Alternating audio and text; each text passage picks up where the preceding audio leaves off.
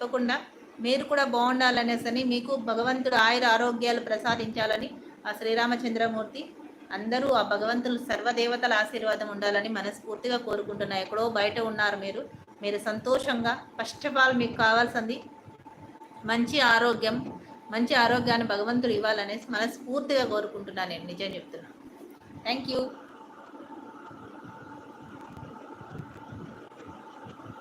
బాగున్నారు క్యూట్గా. Thank you so much అండి. లైవ్లో ఉన్న వాళ్ళు లైవ్ని లైక్ చేసి సపోర్ట్ చేసి ఛానల్ని సబ్స్క్రైబ్ చేసుకొని మరీ సపోర్ట్ చేయండి.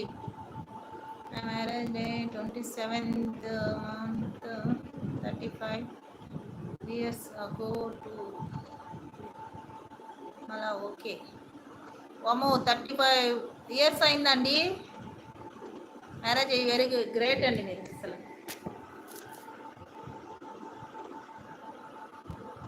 లైవ్లో ఉన్న వాళ్ళు లైవ్ని లైక్ చేసి సపోర్ట్ చేసి ఛానల్ని సబ్స్క్రైబ్ చేసుకొని సపోర్ట్ చేయండి. లైవ్లో ఉన్న ప్రతి ఒక్కరూ వద్దులేండి, అది అది కూడా ఇప్పుడు దాన్ని ఎవరేమన్నారు పాపం. Good afternoon madam. Good afternoon అండి రమేష్ గారు. హాయ్ హాయ్ రమేష్ యాదవ్ గారు. Welcome welcome. లైవ్ భోజనం చేశారా అండి?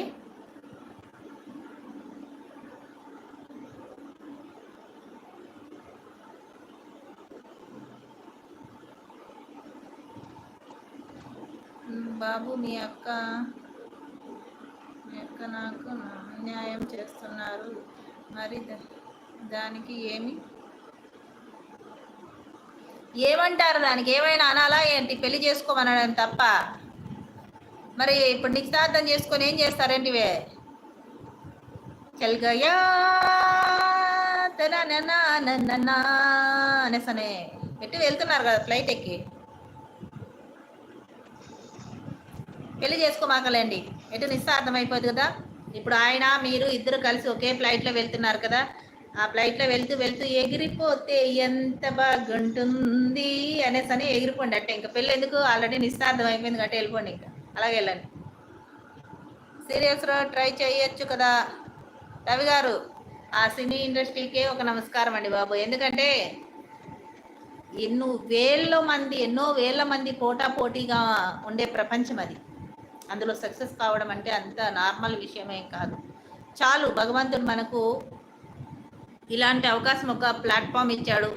ఆ ప్లాట్ఫామ్లో మనల్ని మనం ఒకప్పుడు హీరోయిన్స్ని చూసి, ఒకప్పుడు టీవీ అంటే మూవీస్లో కానీ సీరియల్స్లో కానీ వాళ్ళని వీళ్ళని చూసి అరే మనం ఇలా ఉంటే బాగుంటుంది, మనల్ని మనం ఇలా చూసుకుంటే బాగుంటుంది అనేసి అంటే ఎందుకంటే ఇంతకుముందు ఈ మొబైల్స్ రాకముందు ఫొటోస్ తీసుకునే అవకాశం కూడా లేదు మనిషికి. మనం ఫోటో దిగాలి అంటే బయట వెళ్ళి ఏదైనా అవసరానికి ఫొటోస్ దిగడము, లేకపోతే ఏ పెళ్ళిళ్ళల్లోనో ఏ ఫంక్షన్లలోనో ఓమో ఫోటో తీస్తున్నారంట అనేసి తీసుకునే అవకాశం ఉండేది.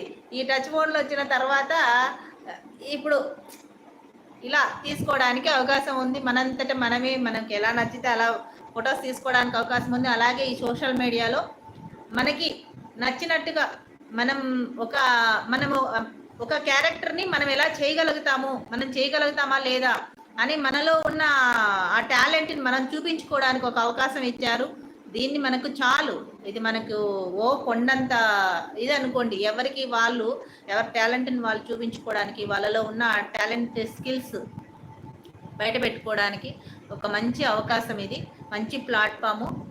యూట్యూబ్ సార్ గారు కూడా మనకి ఇది ఒక మంచి ప్లాట్ఫామ్ ఇచ్చి, అంతేకాకుండా అందులో మీరు ఇంట్లో ఉండి ఇప్పుడు కొంతమంది అంటుంటారు, చాలామంది అంటుంటారు ఏమని, ఇంట్లో ఉండే జాబ్ చేసుకోవచ్చు, ఇంట్లో ఉండే జాబ్ చేసుకోవచ్చు అని ఏదో వేరే వేరే యాప్స్ అన్నీ ప్రమోట్ చేసి లేనిపోనివన్నీ సృష్టించేసి మోసాలు జరుగుతున్నాయి కదా.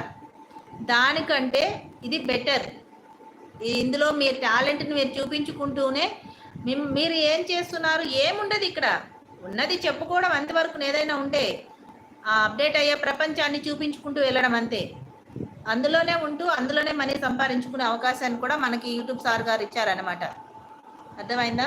అందువలన మనం ఎప్పటికీ ఇంట్లో ఉండి మంచిగా మనము ఇంత మాత్రం చేసుకుంటే చాలు. ఈ అవకాశం కూడా మనకు వచ్చినందుకు బోలెడు